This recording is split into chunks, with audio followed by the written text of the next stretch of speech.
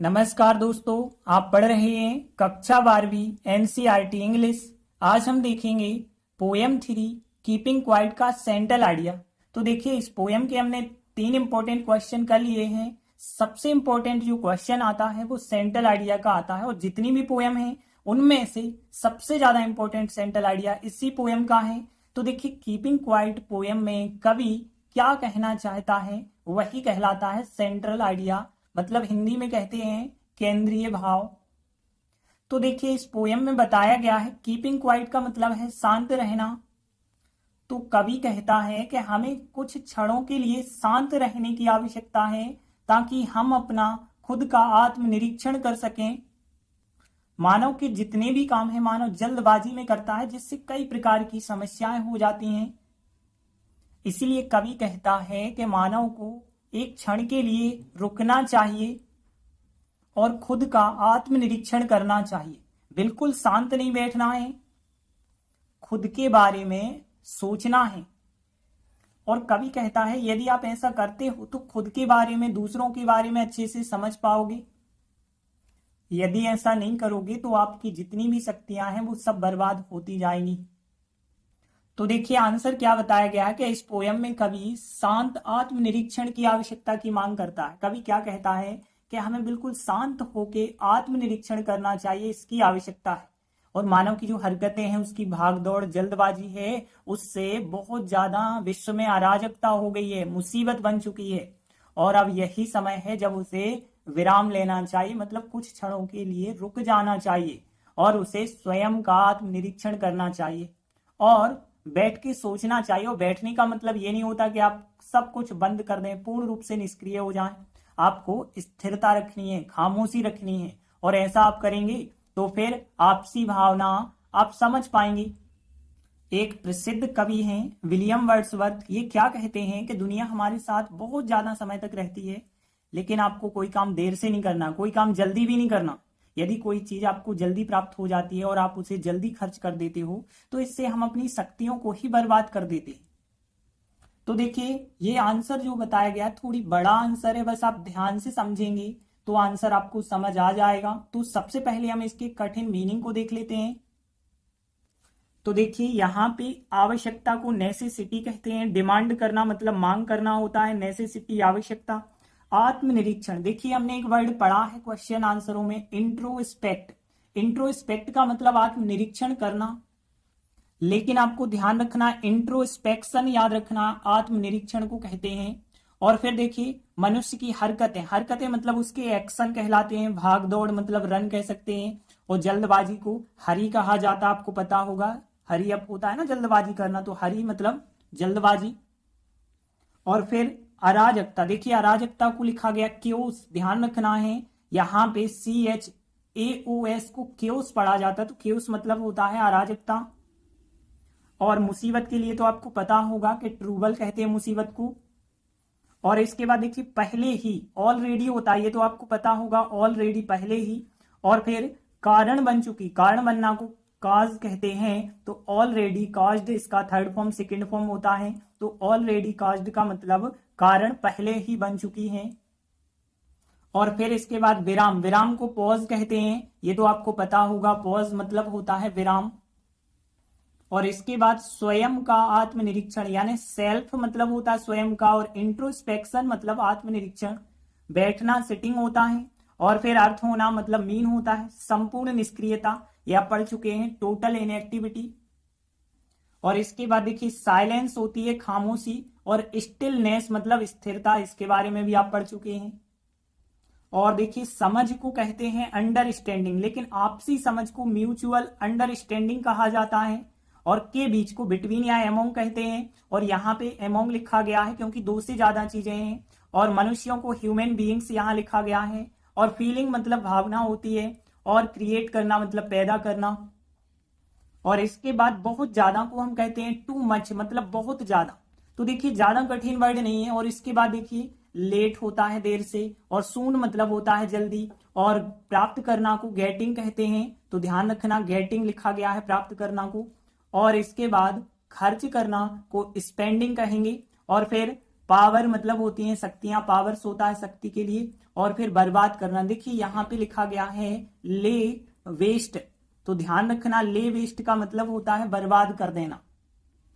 तो यहाँ पे हमने कितने वर्ड देखे, तो इंट्रोस्पेक्शन मतलब आत्मनिरीक्षण, और हरी का मतलब जल्दबाजी, और एक क्यूस का मतलब अराजकता, ऑलरेडी काज्ड का मतलब है पहले से ही कारण बन जाना, पॉज मतलब विराम, और टू मच यानी बहुत ज्यादा, गेटिंग प्राप्त करना, और ले वेस्ट का मतलब होता है बर्बाद कर देना। तो देखिए पहली लाइन देखिए, इस पोयम में, दिस पोयम कहेंगे, इन मतलब में, तो इन दिस पोयम इस पोयम में, द पोएट मतलब कवि, तो इन दिस पोयम इस पोयम में, फिर द पोएट मतलब कवि, डिमांड्स मांग करता है। देखिए किसी भी चीज की मांग करना होता है डिमांड, प्रेजेंट सिंपल है एस लगा दिया, तो द पोएट डिमांड्स मांग करता है, किसकी मांग करता है, द नेसेसिटी आवश्यकता की, ऑफ मतलब की, और फिर शांत आत्मनिरीक्षण। देखिए क्वाइट का मतलब है शांत, और फिर आत्मनिरीक्षण को हमने इंट्रोस्पेक्शन बताया, तो यहाँ पे क्वाइट इंट्रोस्पेक्शन। तो इन दिस पोयम इस पोयम में द पोएट कवि डिमांड्स मांग करता है, द नेसेसिटी आवश्यकता की मांग करता है, ऑफ और फिर क्वाइट इंट्रोस्पेक्शन। इसके बाद अगली लाइन देखिए, मैन मतलब मनुष्य होता है, अपोस्ट्रोफी एक्शन, एक्शन मतलब उसकी हरकतें, तो मैन अपोस्ट्रोफी एक्शन हो जाएगा, और हिज मतलब उसकी, रन मतलब भाग दौड़, एंड और हरी मतलब जल्दबाजी। तो देखिए मैन अपोस्ट्रोफी एक्शंस, और फिर हिज रन हो जाएगा, एंड और जल्दबाजी को क्या कहेंगे, हरी मतलब जल्दबाजी। और ये सब क्या है, कारण बन चुके हैं। तो देखिए परफेक्ट टेंस है, तो फिर सहायक क्रिया हम लगाएंगे यहाँ पे, हैज हैव में से हैव लगाएंगे, क्योंकि इतनी सारी चीजें कारण बन चुकी हैं, तो हैव सहायक क्रिया लगा के और ये सब लिख देंगे। तो ये सब मतलब कारण पहले ही बन चुकी हैं। तो हमने आपको एक वर्ड बताया ऑलरेडी काज्ड का मतलब पहले ही कारण बन चुकी हैं, और ये थर्ड फॉर्म में लिखा गया, तो हैव के बाद थर्ड फॉर्म लिखेंगे। और किसी भी चीज का कारण बनना होता है काज्ड, तो का वर्ड के लिए अलग से नहीं लिखना है। और फिर इसके बाद देखिए ज्यादा अराजकता एवं मुसीबत को लिखेंगे, फिर विश्व में लिखेंगे। तो देखिए तीसरे नंबर पे ये, तो मच यानी होता है ज्यादा, मच क्योस हमने बताया यहाँ पे, मच क्योस मतलब ज्यादा अराजकता, एंड और फिर ट्रूबल मतलब होती है मुसीबत, और इन द वर्ल्ड मतलब होता है विश्व में। तो क्या क्या लिखा हमने, man apostrophe actions, his run उसकी भाग दौड़, एंड हरी और जल्दबाजी, हैव ऑलरेडी काज्ड मतलब पहले ही कारण बन गई है, और मच क्योस मतलब बहुत ज्यादा अराजकता, एंड ट्रूबल मुसीबत इन द वर्ल्ड मतलब विश्व में। फिर अगली लाइन देखिए, अब को कहते हैं नाव, ये तो आपको पता होगा, NOW नाव होता है अब, तो नाव और फिर इट मतलब यह है, नाउ इट और फिर इज सहायक क्रिया, now it is the time वही समय, द टाइम कह सकते हैं वही समय, तो now it is the time वही समय है, व्हेन जब, और फिर ही मतलब उसे, उसे मतलब मानव की बात हो रही है, तो ही मतलब उसे, और फिर चाहिए को कहते हैं शुड, तो शुड टेक लेना चाहिए, पॉज मतलब एक विराम लेना चाहिए। तो देखिए नाउ अब इट इज द टाइम वही समय है, व्हेन ही जब उसे, व्हेन ही जब उसे, शुड टेक लेना चाहिए, पॉज एक विराम लेना चाहिए। और आगे देखिए उसे मतलब ही फिर लिखेंगे, ही शुड उसे चाहिए, डू करना चाहिए, आत्मनिरीक्षण स्वयं का आत्मनिरीक्षण यानी सेल्फ मतलब स्वयं का, और इंट्रोस्पेक्शन हमने बताया आत्मनिरीक्षण को, तो यहाँ पे सेल्फ इंट्रोस्पेक्शन हो जाएगा, स्वयं का आत्मनिरीक्षण, तो he should do self introspection. और फिर बैठना सिटिंग होता है, तो यहाँ सिटिंग, और फिर देखिए अर्थ संपूर्ण निष्क्रियता नहीं होता है, प्रेजेंट सिंपल का नेगेटिव है, तो सिटिंग के बाद आपको सहायक क्रिया लगानी होगी क्योंकि नेगेटिव बना रहे हैं, तो यहाँ पे डज सहायक क्रिया लग जाएगी, डू या डज में से डज, और फिर नॉट, नॉट और फिर अर्थ होना है क्रिया, अर्थ होना को मीन कहते हैं, तो नॉट मीन हो जाएगा।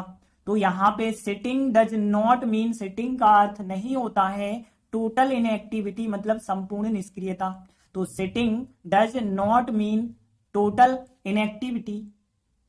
इसके बाद देखिए स्टिलनेस स्थिरता को हमने बताया, एंड साइलेंस और खामोशी, तो स्टिलनेस एंड साइलेंस, और वो क्या करेगी, मदद करेगी, यानी फ्यूचर टेंस है, तो विल सहायक क्रिया लगा के फर्स्ट फॉर्म, तो विल हेल्प मदद करेगी, और फिर मैन यानी मानव की मदद करेगी। देखिए किसी की मदद करना होता है हेल्प, तो कीवर्ड यहां भी नहीं लिखेंगे, मैन मानव की मदद करेगी, और इन क्रिएटिंग पैदा करने में, इन और क्रिएटिंग पैदा करने में, और क्या पैदा करने में, फीलिंग मतलब भावना, ऑफ मतलब की, और म्यूचुअल अंडरस्टैंडिंग, और एमोंग और ह्यूमन बीइंग्स मतलब मानव को कहा गया, मनुष्यों को। तो यहाँ stillness and silence will help man in creating a feeling of mutual understanding और एमोंग ह्यूमन बीइंग्स।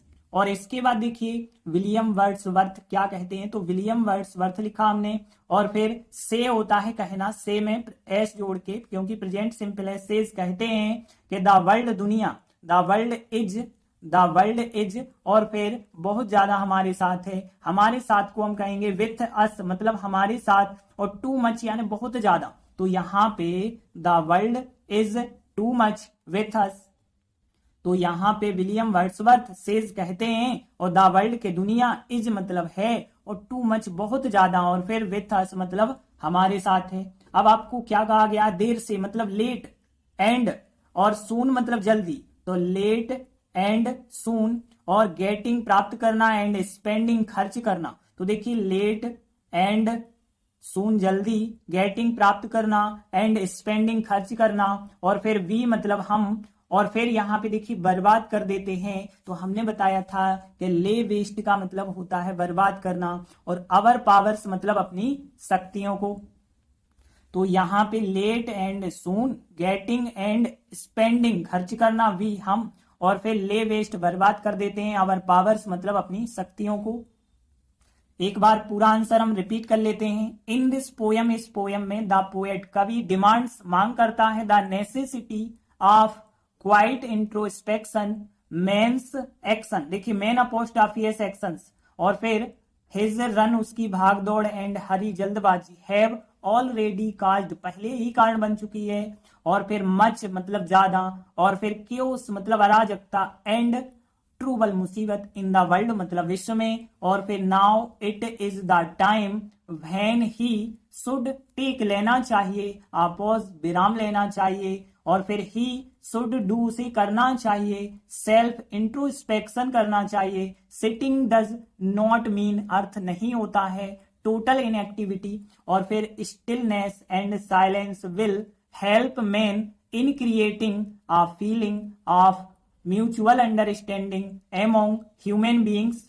और फिर यहाँ विलियम वर्ड्सवर्थ सेज कहते हैं the world is too much with us, late and soon, getting and spending, और we और lay waste बर्बाद कर देते हैं, अवर पावर्स मतलब अपनी शक्तियों को। तो देखिए इस प्रकार से हमारा आंसर बन जाएगा। तो देखिए आंसर जरूर बड़ा है, लेकिन आप एक दो बार रिपीट करोगे तो धीरे धीरे ये आंसर आपको याद हो जाएगा। धन्यवाद।